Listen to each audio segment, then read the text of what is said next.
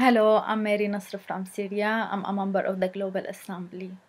A few weeks ago, I was no different than many people around the world who have modest knowledge of climate change.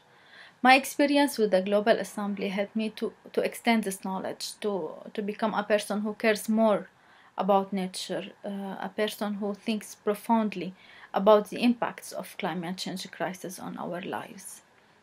Before, I didn't realize to what extent climate change directly affects our rights as human beings. Today, however, I became more aware of how this phenomenon dominates our lives and works to reshape humanity's future.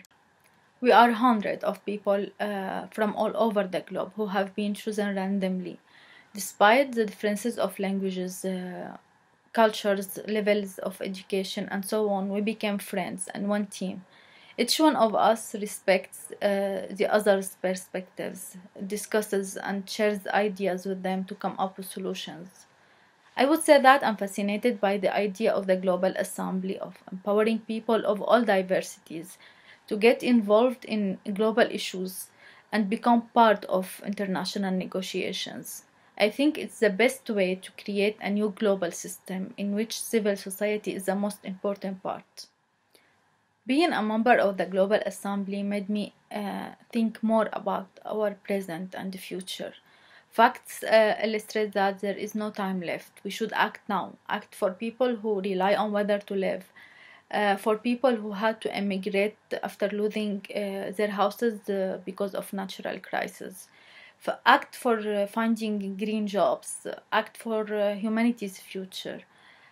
All of us have experienced climate change. How many times have we said the weather is getting crazy, nature is angry, too cold, too hot, and a lot of expressions that confirm climate change is a fact. We came up with a declaration that could be a milestone of global negotiations on climate change, a declaration for a sustainable future of planet Earth.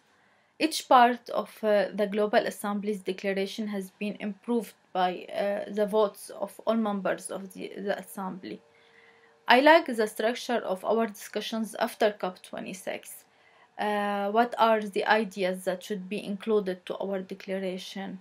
How much does the declaration align with what we observed at COP26?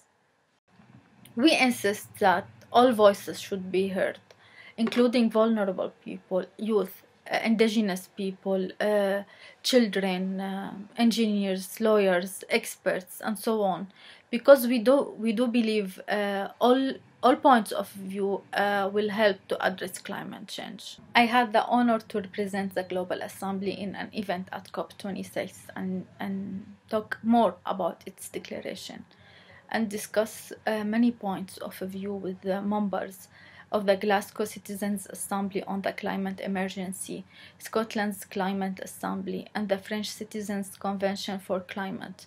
I would say that the support of my community host, my breakout, my colleagues, Mr. Jamie, Claire, Susan, and all the staff made me sure that I'm in the right place.